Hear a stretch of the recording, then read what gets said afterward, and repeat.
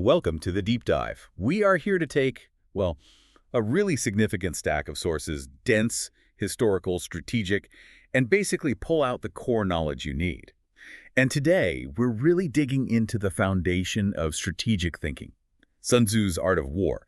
Exactly. But forget those, coffee table versions. We're going straight to the source material to give you what we hope is the ultimate shortcut to strategic mastery. And that source material is absolutely key, isn't it? We're basing our analysis, our whole discussion really, on the 1910 translation by Lionel Giles. Right, the one with all his extensive scholarly notes and context. Precisely. Which means we're focused on getting to the purest form of Sun Tzu's thinking, trying to cut through centuries of, well, sometimes vague misinterpretation, maybe even that modern business jargon that can dilute the original message. So our mission fundamentally is to show how this ancient military text applies to pretty much every form of modern competition and resource management. Yeah, conflict resolution is in there, obviously, but it's so much broader. Think project planning, organizational management, even budget control. It boils down to achieving your goals with maximum efficiency and minimal loss, right? That's victory, whether you're managing troops or, say, a corporate budget. And Giles's translation is just crucial because he provides those historical guardrails. He carefully documented where earlier translations went wrong. He wasn't shy about it either, calling them downright blunders or even willful distortion. He really wasn't. And understanding why those earlier attempts failed, well, it gives us more confidence in the strategic nuggets we're about to pull out. These ideas have stood the test of time for a reason. Okay, let's get into it. Part 1. Historical grounding and the true cost of conflict, starting with the man himself. Right. Sun Wu, or Sun Tzu as most people know him. The details, mostly from Sima Qian's biography, are surprisingly thin, but wow, powerful. What do we actually know about how he got noticed? Well, he was from the Qi state, and his reputation, based on his writings, those famous 13 chapters, reached Ho Lu, the king of Wu. So the king had the theory, but needed proof it worked in practice. Exactly. Ho Lu wanted a demonstration, a slight test, as it's called, before he'd hand over command authority. And this is where we get that legendary and frankly pretty chilling story. Chilling is definitely the word. Ho Lu asks if Sun Tzu's principles work on women. Sun Tzu, ever the pragmatist, says yes. So he gathers 180 palace ladies. Divides them into two companies, and this is the controversial part, makes the king's two favorite concubines the captains. Okay. He gives basic orders, turn right, turn left, and, well, they just giggled, confusion. Which you might expect, but strategically that's a complete failure of the chain of command, isn't it? It's a total breakdown of discipline. So Sun Tzu repeats the military law. He says, look, if orders are unclear, it's the general's fault, but if they are clear and soldiers disobey, then the fault lies with the officers. And he immediately orders the execution of the two concubine captains. Whoa. Yeah, this wasn't just punishment. It was about establishing absolute, unshakable military authority right then and there. The king panicked, right? Tried to stop it. Said he didn't want the inspection anymore. He did, but Sun Tzu basically stood his ground. He told the king, essentially, that leadership can't just be theoretical talk. His actual quote is something like, "The king is only fond of words and cannot translate them into deeds." That's bold. Incredibly bold. He argued that once appointed, the general's authority in the field must be absolute, unchallenged, even by the king's personal preferences. And it worked. It worked. This display of ruthless professionalism convinced Ho Lu. Sun Tzu got the job, defeated the powerful Chu state, entered their capital, Ying, and really established the fame of the Wu kingdom. That story just perfectly captures the Sun Tzu mindset, doesn't it? Strategy demands unwavering commitment to execution, Right. even when it's, well, brutal or unpopular. Absolutely. But this history does bring up a small chronological puzzle that Giles really dug into. The time frame issue. Explain that. Okay, so Sun Wu's big victory, the defeat of Chu, happened around 512 BC. That's when he made his name. But the text itself, the Art of War, contains specific references, like quotes about the men of Ye being the main enemy and how their numbers were greater than Wu's. And Yuan only became the primary enemy after Chu was beaten, around 506 BC. Exactly. Chu was humbled, then Yu rose as the main rival. So the quotes about Yu suggest the text, or at least parts of it, were finalized after 506 BC. So the thinking is, the core principles might be older, but the version we have, the 13 chapters, was likely compiled or revised in that later period, incorporating lessons from the new conflict with Yu. It suggests the text itself was being adapted, refined based on current strategic realities. which speaks volumes about the rigor involved. And speaking of adaptation, getting the text translated accurately into Western languages was a whole saga in itself. Oh, yeah. Father Amiot's French translation in 1782. Giles considered it deeply flawed. And the early English attempts in the 1900s? Giles basically ripped them apart, didn't he? Particularly Captain Caltrop's 1905 version. He did. Downright blunders, willful distortion. He felt they just didn't grasp the nuances of Chinese military philosophy. So understanding this history helps us appreciate why Giles's scholarly work from 1910 became the standard. He was trying to correct over a century of misunderstanding, really get back to what Sun Tzu likely intended. We're trying to read it as the Sinologues, the serious scholars of China, read him, not through a later, sometimes romanticized Western military lens. Hashtag tag 1.2, the financial and human cost of war, chapter 3 and 14, introduction. Okay, so before Sun Tzu even talks tactics, he hits you with the brutal reality, the staggering cost of war. Chapter 3 starts with incredibly specific numbers on logistics. It's not abstract at all. It's like ancient cost accounting. He talks about mobilizing 1,000 swift chariots, 100,000 mail-clad soldiers. And Giles adds that note, each chariot needed 75 footmen. That's not just an army, it's a whole mobile ecosystem. A massive, resource-devouring one. And the immediate result, financial disaster. The daily cost is cited as 1,000 ounces of silver. Which was an astronomical sum back then. Absolutely. But Sun Tzu goes further. He talks about the burden on the nation, referencing the levy system where 7 families had to support 1 soldier family. Okay, do the math. Mobilize 100,000 soldiers. That's 700,000 families whose labor is disrupted or lost. That's a huge hit to the entire economy. It's devastating. You're not just losing soldiers in battle, you're potentially crippling the state's economic foundation. And this creates a kind of vicious cycle. Exactly, maintaining an army far away. That impoverishes the state due to sheer logistical cost. Keep the army close. Prices for local goods skyrocket because of the demand. So high prices drain the people's wealth, leading to heavier taxes. Right. The populace loses maybe 3/10 of their income, he estimates. War makes the citizens poor, even if you're technically winning on the battlefield. The lesson there for anyone managing a project today seems crystal clear. Protracted campaigns, long drawn-out projects are incredibly dangerous. Definitely. Even if you feel like you're making progress, that lengthy campaign guarantees resource depletion and, stakeholder fatigue, burnout. So this cost argument leads directly to a fundamental principle. Avoid lengthy campaigns at all costs. Efficiency is paramount, which is why he put such a strong emphasis on the strategic value of foraging. Living off the land. And that's where we get that incredible logistical ratio. 1 cartload of the enemy's provisions is equivalent to 20 of one's own. 20 to 1. Think about that. Yeah, you save 19 cartloads worth of expense transport, manpower, road wear, time, just by taking supplies from the enemy instead of hauling them yourself. It perfectly highlights the insane cost of logistics versus the efficiency of, taking what you need on the spot. So the core takeaway from this whole section has to be, your main goal must be victory, decisive and swift, not dragging things out in long campaigns. Game for the win, not just attrition. So the core takeaway from this whole section has to be, okay, so once the general truly understands the gravity, the sheer cost of conflict, then comes the planning phase. Sun Tzu opens chapter 2 with that stark statement. The art of war is of vital importance to the state. It is a matter of life and death, a road either to safety or to ruin. No ambiguity there. It forces you to take it seriously. And this seriousness demands a kind of comprehensive checklist before you even think about moving troops. These are the 5 constant factors for deliberation. They're essentially a framework for strategic risk assessment. You have to weigh these up to understand the conditions on the ground. Let's try and translate these into maybe more modern terms, because this feels like pure management theory. First is the moral law. What's that about? Moral law is really about your organizational culture, your mission alignment. Are your people, troops, employees, whoever, fully behind the leadership and the goal? Do they believe in what they're doing? If the team isn't bought in, everything else is shaky. Okay. Second, heaven.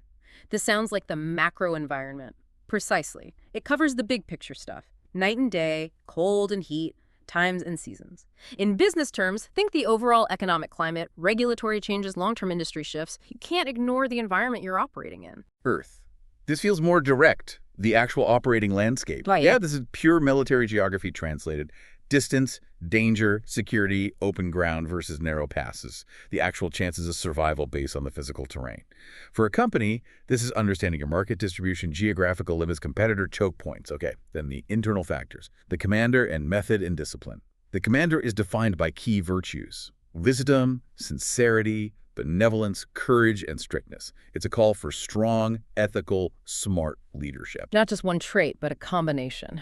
Right. Yeah. And method and discipline covers your operational systems, Right. how the Army is structured, your org chart, maybe maintaining supply lines, your processes, and crucially, control of spending.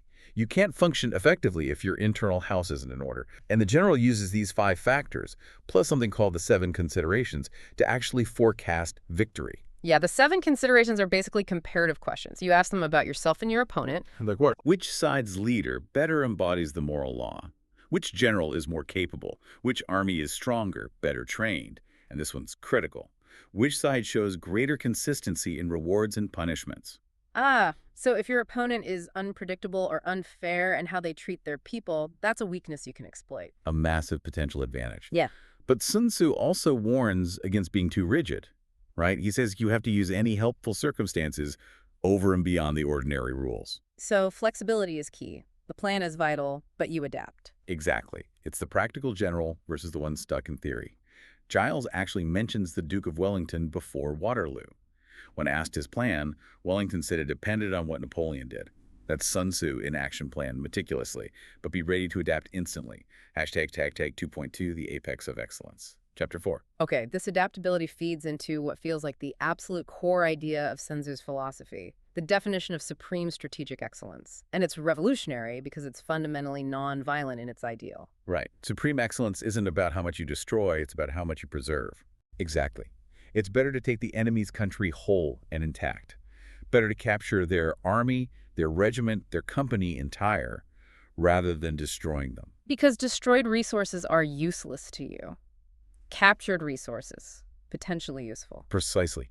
So the ultimate triumph, the absolute apex, is breaking the enemy's resistance without fighting.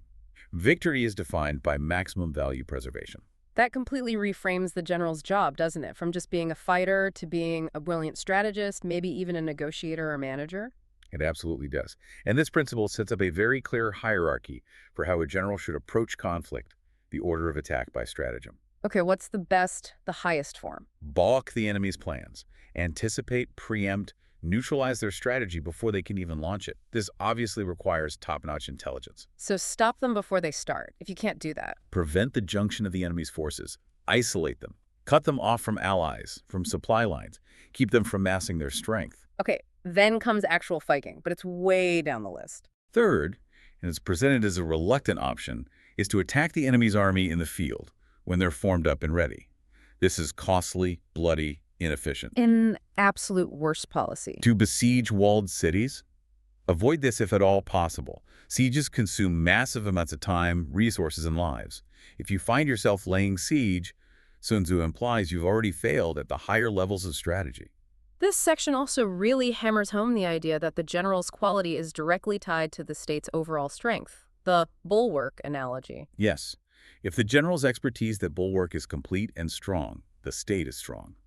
But if the bulwark is defective, meaning the general lacks professional knowledge, integrity, or strategic sense, then the state itself is weak and vulnerable. It's a stark warning. Incompetence at the strategic level endangers the entire nation. It's not just about having soldiers and weapons. It's about the commander's comprehensive knowledge and ability to apply these principles. That's the real strength. Okay, so if minimizing cost and preserving resources is the goal, and avoiding direct conflict is the ideal, then deception becomes the primary tool to achieve that. It's the engine. Sun Tzu's maxim is blunt. All warfare is based on deception. It's how you gain the upper hand without just resorting to brute force. Exactly. You have to manipulate the enemy's perception of reality. He gives a clear toolkit. When you can attack, seem unable. When you're mobilizing forces, seem inactive. When you're near, make them think you're far away. And vice versa. It's all about creating a fundamental disconnect between what appears to be happening and what is actually happening. He also talks about psychological tactics, right? Yeah. Baiting the enemy, playing on their emotions. Definitely. Hold out baits to lure them into making a mistake. If your opponent is known to be hot-tempered, choleric, Then you actively try to irritate him, provoke him into a rash, emotional decision. And if they're arrogant? Pretend to be weak, so they become more arrogant, more complacent, and lower their guard. If their forces are concentrated, your immediate goal is to find ways to separate them. The goal is always disruption, isn't it?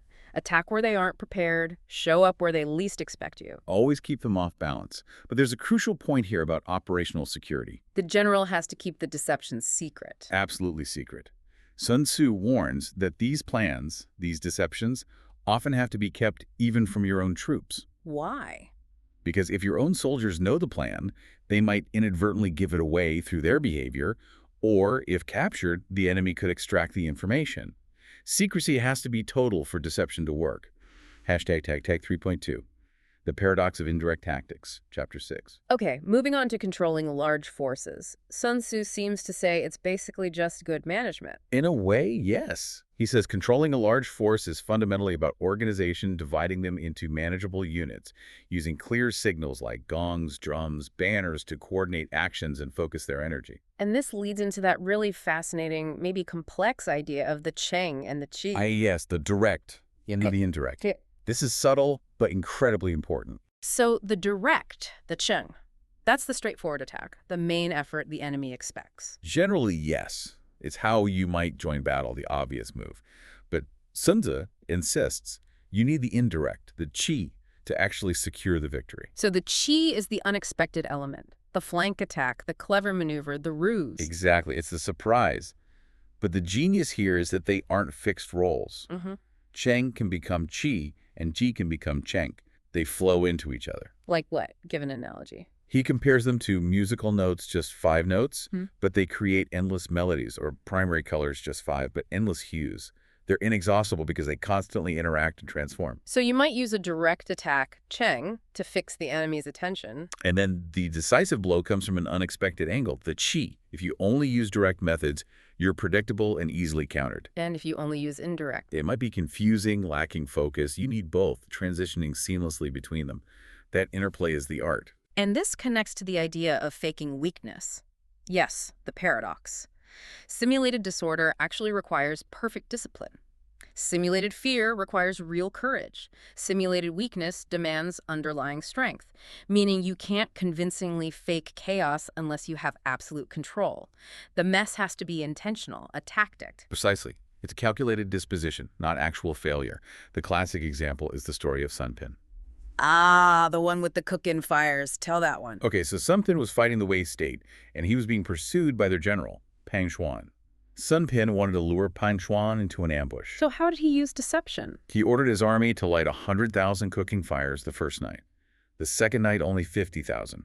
The third night, just 20,000. So Pang Xuan, seeing the number of fires decreasing each night, Arrogantly assumes Sun Tzu's army is deserting in massive numbers, gripped by fear. He thinks they're falling apart. so he speeds up the pursuit, feeling confident. Exactly. He presses on rashly with his fastest troops, leaving the main body behind, and walks right into the devastating ambush Sun Tzu had set up in a narrow pass. So the perceived weakness, the desertion implied by fewer fires, was actually a highly disciplined, calculated Qi maneuver. Perfect illustration.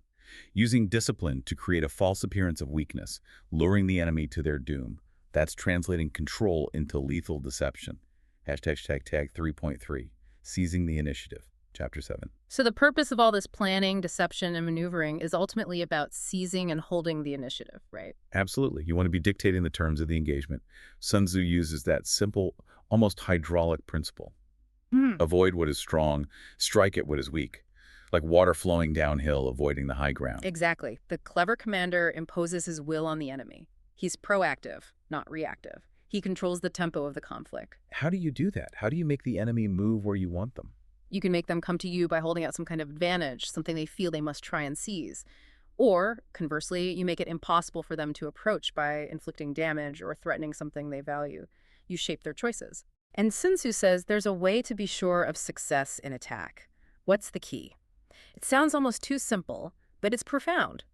You are sure of success if you only attack places which are undefended, which implies you need incredible intelligence to know exactly where those undefended points are. Precisely. Where is the enemy general weak? Where are the fortifications lacking? Where will reinforcements arrive too late? You don't hit the strong points. You find the gaps, the points of lowest resistance. And doing this requires what he calls the divine art of subtlety and secrecy. Making yourself invisible and inaudible, metaphorically speaking. Your movements can't be tracked, your intentions can't be guessed until it's too late for the enemy to react effectively. When you achieve that level of secrecy, You essentially hold the enemy's fate in your hands because they can't prepare, they can't counter, they can't reinforce appropriately. They're always one step behind. And this all circles back to that ultimate maxim, the golden rule of strategic assessment. If you know the enemy and know yourself, you need not fear the result of 100 battles. It's an equation: total knowledge, security. but the warnings are just as important. Crucial. If you know yourself but not the enemy, your chances are basically 50-50. You'll win some, you'll lose some. A defeat for every victory. And if you know neither yourself nor the enemy, You're doomed in every battle. Utterly lost. Giles provides a great historical footnote here, doesn't he? About the danger of only knowing yourself. Fu Qin. Yeah, the Prince of Qin in 383 AD, he had this enormous army, supposedly 1 million strong. He was so focused on his own massive numbers. He boasted they could dam the Yangtze River just by throwing their whips in. That's the one. Utterly convinced of his own strength, completely dismissive of the enemy's leadership, their position, their morale. And the result. A catastrophic defeat at the Fei River. He was routed, precisely because he ignored the enemy factor in the equation. His own strength blinded him. A perfect example of knowing yourself but not the enemy. Okay, so strategy and intelligence are vital, but you have to translate that into actual movement, maneuvering. And the Sun Tzu gets very practical here, laying down rules based on terrain, applying that earth factor we talked about. Right. Let's quickly cover those geographic rules. Mountains. Pass over them quickly, don't linger. Stick near valleys for resources. Camp high up, facing the sun, for warmth and visibility, and preferably sheltered. Rivers. Cross them, then get well away from the bank immediately. Don't get caught pinned against the water. And if the enemy is crossing towards you... Wait. Let them get halfway across, then attack. Exactly. Attack when their formation is broken and they're most vulnerable. Classic tactic. Han Hassan used it successfully. What about difficult terrain like salt marshes? Get through them fast. Don't get bogged down. But if you have to fight there, What then? make sure you have access to water and grass for your animals nearby. And critically position yourself so you have a clump of trees or some solid feature to your back protecting your rear. It's all about minimizing natural disadvantages. And none of these rules work without good local knowledge, right? Absolutely critical. Sun Tzu is adamant. You can't make alliances without knowing your neighbor's intentions. You can't lead an army effectively unless you are intimately familiar with the specific ground, the mountains, forests, pitfalls, ambushes, ravines. Maps aren't enough. Not even close.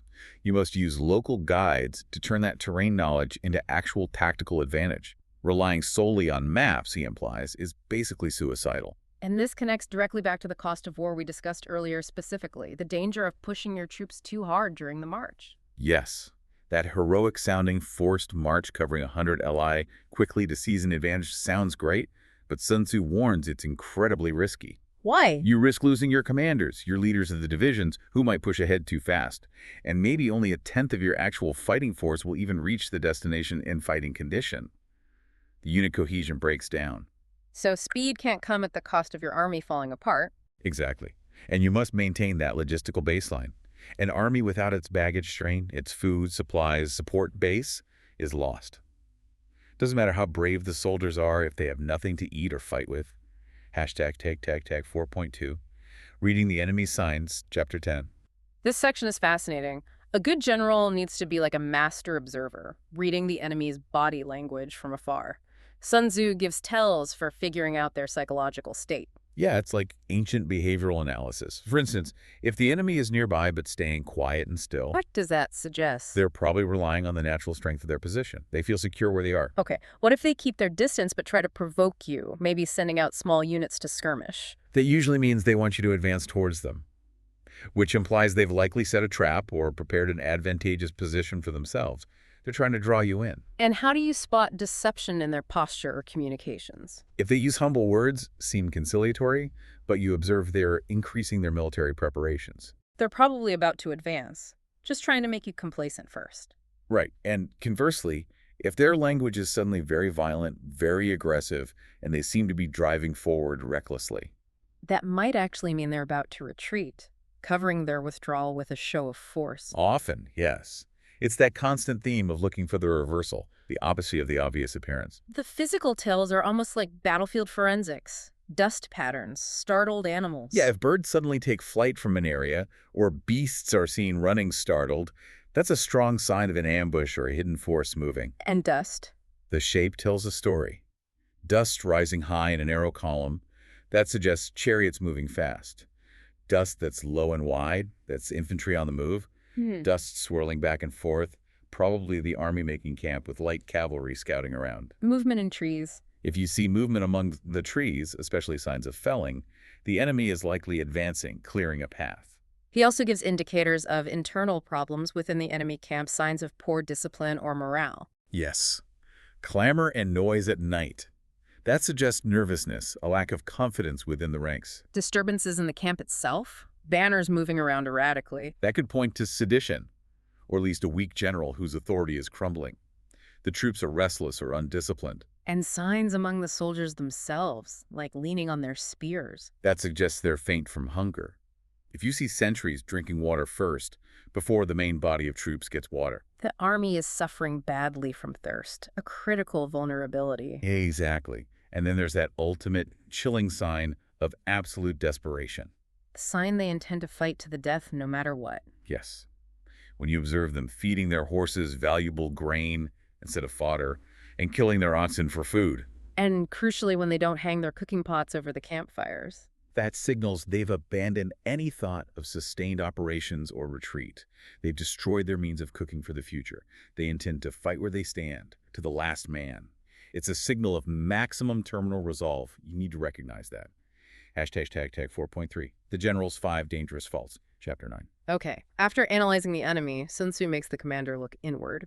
He lists 5 specific, dangerous personal faults that can lead a general and his army to ruin. It's a crucial self-assessment. And what's interesting is that some of these can seem like virtues if taken to an extreme. Right. The first one, recklessness, which leads to destruction. He calls it bravery without forethought. It's the leader who charges ahead based on gut instinct or raw courage without doing that careful calculation and assessment we talked about earlier. You see that in business too, right? The impulsive decision, the aggressive move without due diligence, absolutely.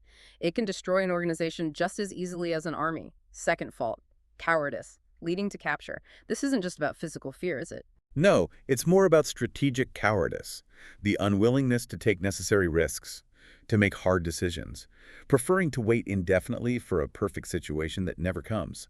That inaction itself is a failure that can lead to being trapped or overtaken. A hasty temper, being easily provoked.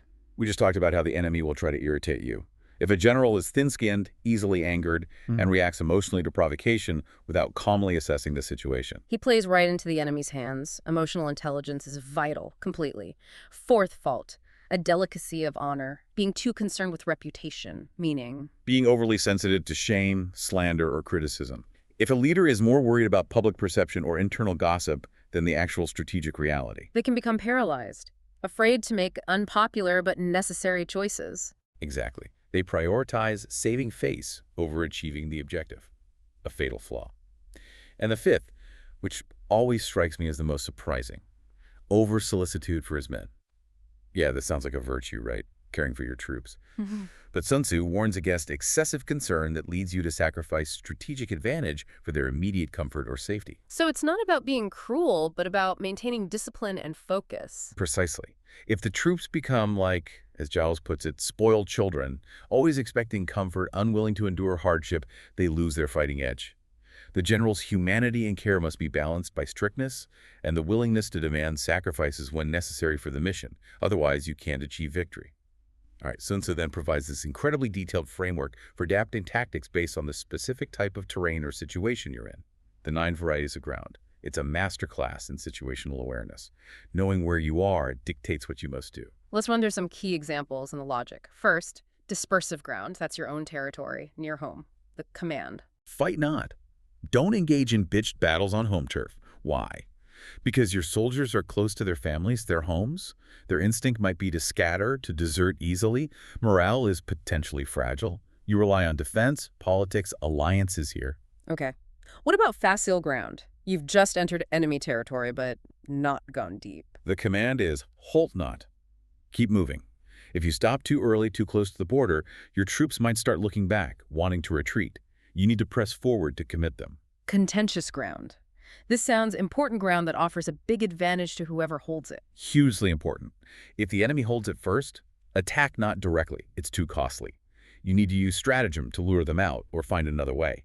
But if you can get there first, secure it immediately. What about serious ground? This is when you're deep inside enemy territory, maybe with their strongholds behind you. Survival becomes key. The command is gather and plunder, meaning forage aggressively for provisions. You need to secure resources locally to sustain your force because your own supply lines are long and vulnerable. You have to be self-sufficient. And then the really tough ones. Hemmed-in ground, where it's hard to advance and hard to retreat. Here, you must resort to stratagem. Think outside the box.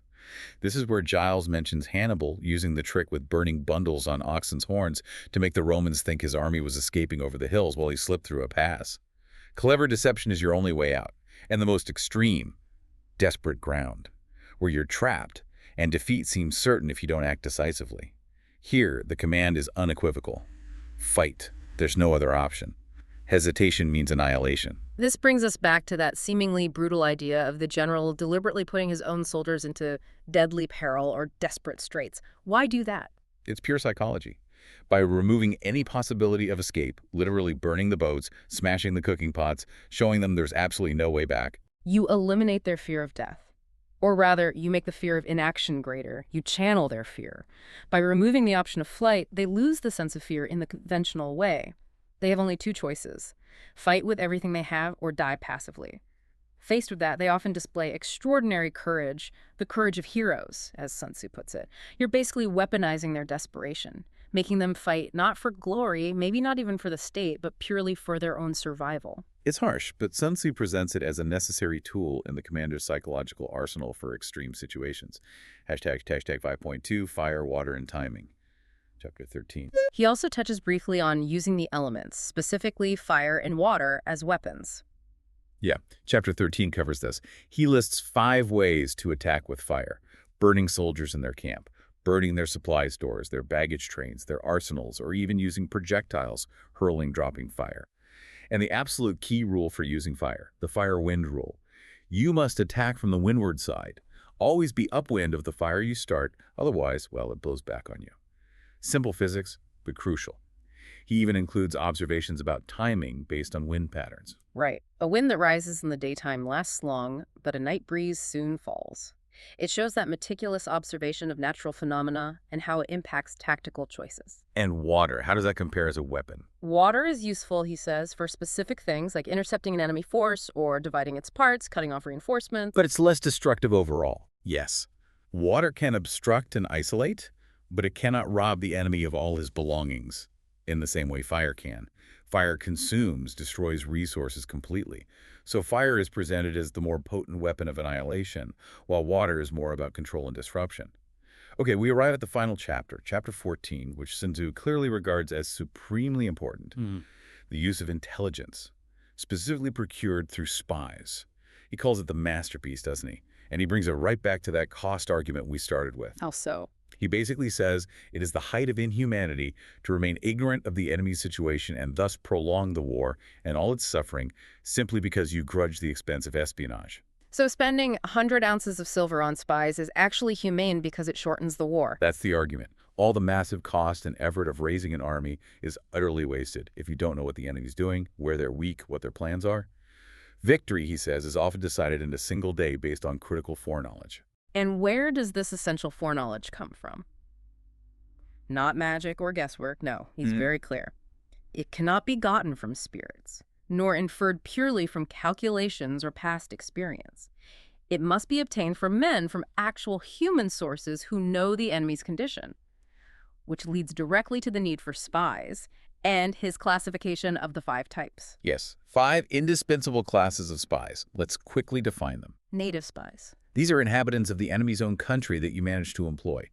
locals who know the lay of the land and the local situation. Inward spies. These are enemy officials that you turn, usually through bribery or exploiting their grievances. Maybe they've been passed over for promotion, feel slighted. The disgruntled insider, a classic intelligence source even today. Converted spies. These are enemy spies that you capture and then turn to work for you. Exactly. You get hold of them, treat them exceptionally well, utmost liberality to ensure their loyalty flips completely, and then send them back. Okay, then the really dark ones. Doomed spies. These are your own agents who you deliberately send to the enemy with false information. Knowing they will likely be caught. Yes, their purpose is to be caught, for the enemy to discover the intelligence they carry, believe it, and act on it. The spy themselves is sacrificed to make the disinformation credible. Their fate is sealed. Wow. That requires a chilling level of strategic calculation. It absolutely does. And finally, fifth, surviving spies. These are the ones who actually come back with information. Yes, your regular scouts, agents, intelligence gatherers who penetrate enemy lines and return with genuine news. They need to be sharp, observant, tough, able to endure hardship. They're your eyes and ears on the ground. Managing this complex, dangerous network, especially the converted and doomed spies, must require extraordinary qualities in the commander himself. Sun Tzu lists specific requirements. The general needs intuitive sagacity, the wisdom to sift truth from falsehood in the reports he receives. He needs benevolence and straightforwardness. To manage the spies effectively, they need to trust his authority, his promises, his character, especially if they're risking their lives or betraying their own side. And finally, subtle ingenuity of mind. The ability to piece together fragments, verify reports, see the connections, understand the implications of the intelligence gathered, it's high-level analytical skill. And this whole intelligence system loops back to that idea of keeping even your own side in the dark. Yes, the ultimate secret of command. The general must often mystify his own officers and men using false reports and appearances, keeping them ignorant of the true plan until the last moment. Leading them willy-nilly by the hand, like a flock of sheep. That's the analogy used. They share in the victory after it's won, but they aren't privy to the risks and schemes beforehand. This maintains absolute secrecy and ensures the general's command is unchallenged and the strategy remains opaque to the enemy. Outro. So wrapping this all up, what's the big message we take away from this deep dive into Sun Tzu via Giles? I think it's that victory isn't really about luck or just having more soldiers or better weapons. It's about calculation. It's the calculated result of comprehensive knowledge. Knowing yourself, knowing your enemy, mastering the terrain, the earth factor, and understanding the broader environment, heaven. And the highest form of generalship, the highest art, is actually the preparation, ensuring success before the fight even begins. That's the ideal. Meticulous planning, intelligence, positioning, so that when battle is joined, if it even needs to be, the outcome is already virtually decided. Okay, so to give everyone listening a final checklist, maybe for their own strategic thinking, let's recap Sun Tzu's 5 essentials for victory from Chapter 4 first. He will win who knows when to fight and when not to fight, knowing when to engage and when to hold back. Second. He will win who knows how to handle both superior and inferior forces, adaptability based on relative strength. Third. He will win whose army or organization is animated by the same spirit throughout all its ranks, that moral law, the shared purpose. Fourth. He will win who prepared himself, waits to take the enemy unprepared. Patience, readiness, and exploiting timing. And fifth, this one feels very relevant organizationally. He will win who has military capacity and is not interfered with by the sovereign, meaning professional expertise needs autonomy, micromanagement from uninformed leadership spells disaster. Right. Let the experts do their jobs. Okay, this brings us to our final provocative thought for you, the listener, to mull over. Sun Tzu argues that the truly effective general must sometimes keep his own soldiers completely in the dark, even deceive them about the plan, block their retreat, all to maintain control and ensure victory. So the question is, if achieving your ultimate goals, whether military or otherwise, requires that level of secrecy, maybe even manipulation, lying to your own team to maintain morale or focus, preventing them from seeing the escape routes, what's the ethical trade-off there? Yeah, what's the balance between demanding absolute loyalty and deliberately withholding crucial information from those closest to you? What knowledge might you need to keep under wraps to ensure your strategic objectives are met? Something to think about for your next strategic move. Thank you for joining us on the Deep Dive. Until next time, plan wisely and, if possible, fight rarely.